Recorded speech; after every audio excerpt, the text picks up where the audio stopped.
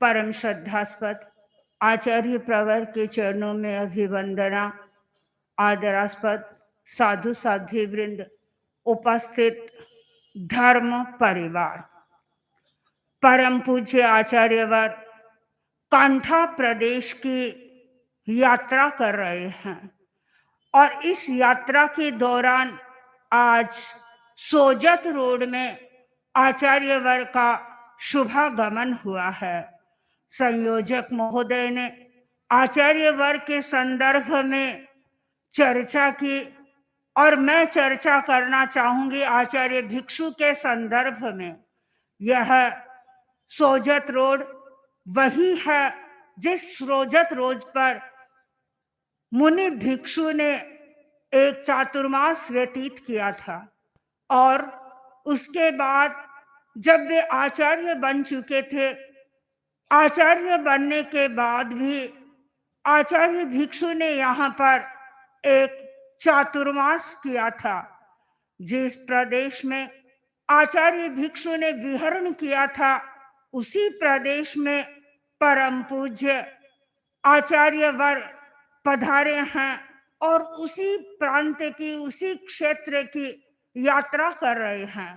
भारतीय परंपरा में, भारतीय साहित्य में दो शब्द बहुत महत्वपूर्ण है। पहला शब्द है गुरु और दूसरा है परमात्मा। गुरु का महत्व होता है, परमात्मा का भी महत्व होता है।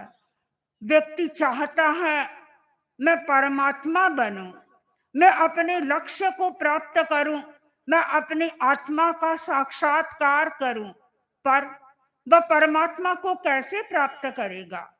आत्मा को कैसे जानेगा? आत्मा का साक्षात्कार कैसे करेगा? आत्मा का साक्षात्कार तभी ही हो सकता है जब हमें गुरु का मार्गदर्शन मिलता है। जब तक गुरु का सही मार्गदर्शन नहीं मिलता तब तक शिष्य को आत्मा का बोध नहीं हो सकता, आत्मा का ज्ञान नहीं हो सकता। विवेकानंद परमहंस के पास में पहुंचे और जाकर के निवेदन किया, गुरुदेव मैंने गीता का पारायण कर लिया है, उपनिषदों का अध्ययन कर लिया है और वेदों का भी मैंने अध्ययन कर लिया है, अब मुझे गुरु की क्या जरूरत है? रामकृष्ण परमहंस ने कहा, देखो जब तक गुरु नहीं मिलता है तब तक ज्ञान नहीं होता है। परमहंस ने कहा, ठीक है, तुम्हारे इस प्रश्न का मैं उत्तर कल दूंगा। विवेकानंद दूसरे ही दिन ठीक समय पर परमहंस के पास में पहुंच गए। परमहंस ने कुछ नहीं कहा और मात्र एक लिफाफा उसके हाथ में पकड़ा दिया और जाओ उस नदी के पार मेरा मित्र रहता है, उस मित्र को ये लिफाफा दे करके आना है। विवेकानंद ने वह लिफाफा अपने हाथ में ले लिया। चूंकि अब नदी पार करके उन्हें उसे जाना था और जैसे ही वह नाव में बैठा, नाविक भी था, नाव भी थी, मार्ग भी था, पर कहाँ जाए यह उसको कोई बोध नहीं था।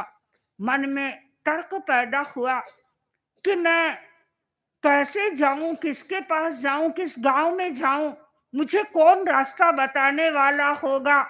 पुनः रामकृष्ण के पास में आए और निवेदन किया कि आपने मुझे लिफाफा तो दे दिया किंतु ये नहीं बताया कि ये लिफाफा मुझको किसको देना है और किस रास्ते से होकर के मुझे जाना है। परमहंस विवेकानंद की ओर देखते रहे। विवेकानंद को कहा, देखो यही तुम्हारे प्रश्न का उत्तर है। तुमने मुझे पूछा था कि गुरु की क्या आवश्यकता होती है। गुरु के बिना सही बोध नहीं मिलता है, सही ज्ञान नहीं मिलता है। मैंने तुमको नहीं बताया था उस व्यक्ति का नाम जिसके पास में तुम्हें ये पत्र पहुंचाना था। मैंने तुम्हें मार्ग का भी संकेत नहीं किया था और तुम्हें इसलिए मेरे पास में आना पड़ा।